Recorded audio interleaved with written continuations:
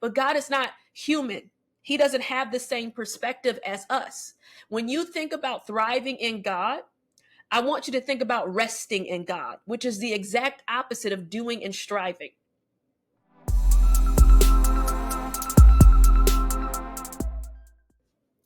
Hey, hey, hey, welcome back to the Raven Nole Show. I'm your host, Raven C. Nole, and I am excited to be before you again today. Make sure you like this video and subscribe to my channel so you never miss an episode and so we can reach more kingdom women just like you.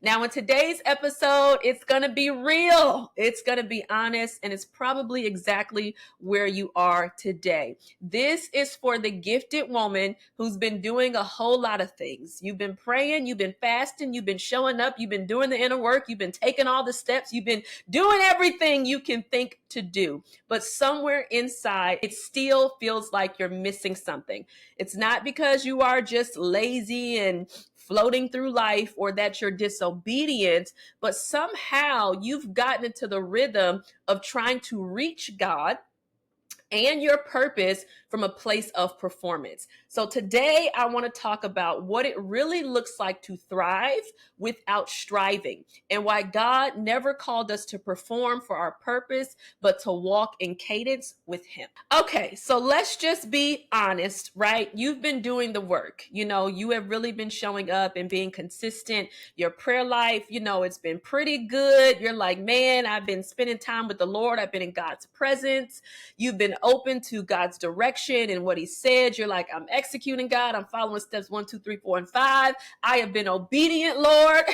I've been hearing you and acting on what I hear.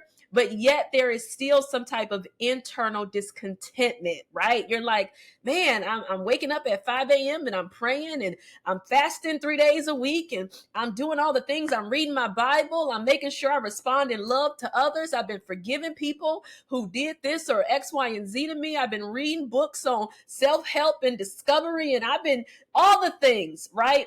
But you still have some type of internal discontentment. And you're like, why don't I feel further along? And also, why does it feel like I'm missing the mark, right? Maybe you have been experiencing this and you've been saying this to yourself like, what else can I do, God, to experience the breakthrough? What else can I do, God, to feel as if I'm in my purpose? What else can I do, God, for the door to open? And so the real issue, however, is that somewhere in the doing for God, the doing for your purpose, the doing for your calling, your soul started to get into this place of striving, right? You started to really amplify, doing, and you started to see yourself trying to execute in that way a little bit more. And so you started to think that more effort, if I just put in a little bit more work, if I just do a little bit more things, right? If I just kind of just see myself through in this area, that more effort actually meant more approval from God. But that's not true. The truth is, God is not grading your performance. He's not sitting up there like, okay, A plus, wait a minute, C minus. No, oh no. That's an F. You ain't get that one right. He's not up in there. He's not up in heaven. He's not seated on his throne grading your performance. He's not looking at you and saying, oh my God, look how powerful she is. Oh my God, she prayed and she prayed with so much power. And oh my God, look at all the glory that's taken.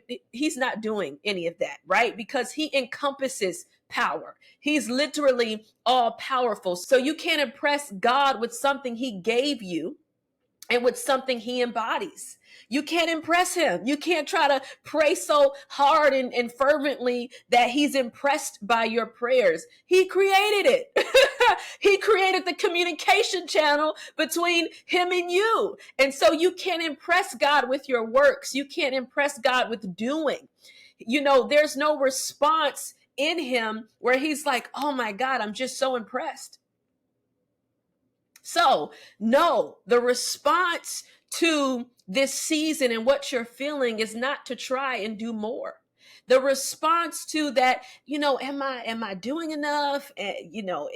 What is going on? I just feel like I'm missing the mark. The response to that internal turmoil, that internal communication, that internal feeling, the response is not to try to do more. That's not what you want to do. When you are in a space of internal discontentment, the response is to find God. We're not going to respond to him and say, let me just do more. Let me just work more. Let me just produce more. Let me just try some more of these, systematic things that I can think of that can try to move the hand of God or try to, position me into my purpose. No, that's not the response. When you are in a space where internally there's internal discontentment, there's just something that's not settled there. When you are in that type of place and space within, you have to respond with trying to find God. Because I guarantee you, when you find him, you will find greater partnership with him. When you are looking to find God, you need to find ways to abide in him. When you are trying to find God, you need to find how to tap into more of his presence. When you are trying to find God, you need to find how to follow his cadence. That's what I mean by finding him. How can I come into greater partnership with you, God? How can I come into greater agreement with you, Lord, pertaining to where I am in life and where you have me in this season and all these different things? Not trying to do more to impress him or to move his hand. When we live from a place of striving, it makes us believe if I do more, God will show up. When you take on that perspective and that mindset, if I just strive, if I just try to knock the wall down, if I just try to knock the door down, it makes you believe that if you actually do more, God will then show up. He will appear, right? But God is not human. He doesn't have the same perspective as us. When you think about thriving in God, I want you to think about resting in God, which is the exact opposite of doing and striving.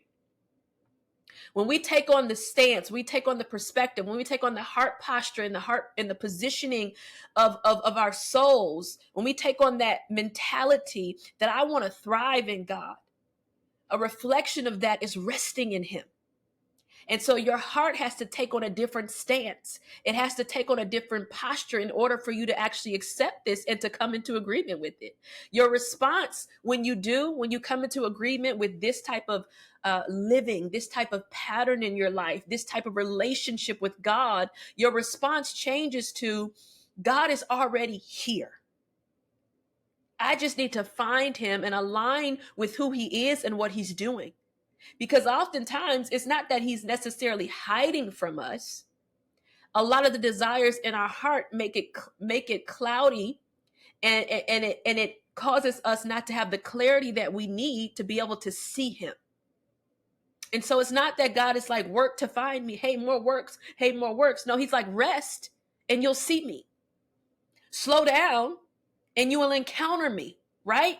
And so when you take on that perspective of, I don't want to strive, I want to rest and thrive in God, then you realize that God is already here.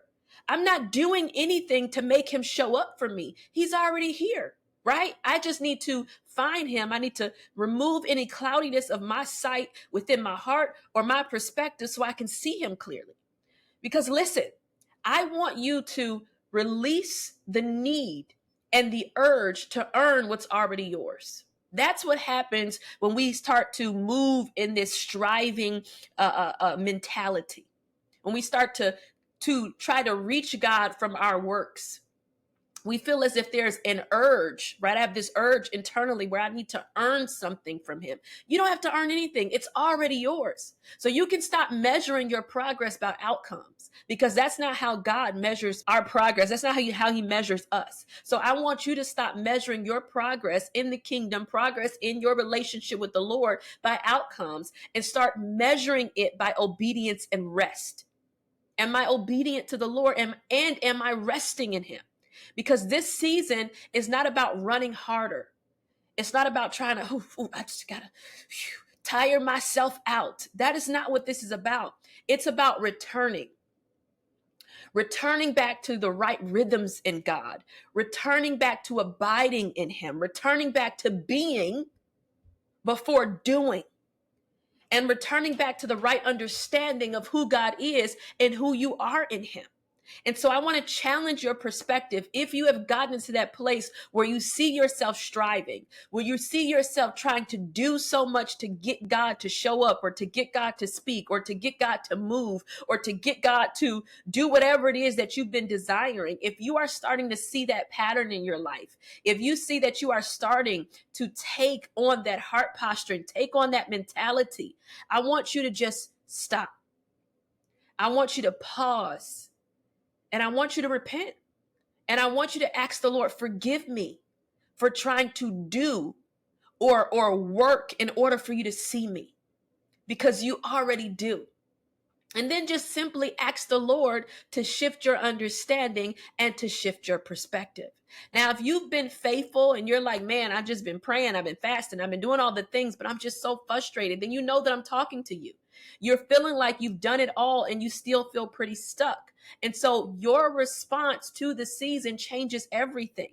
And so if you desire to have a space and a place where you can be poured into, and that empty feeling of, have I missed it?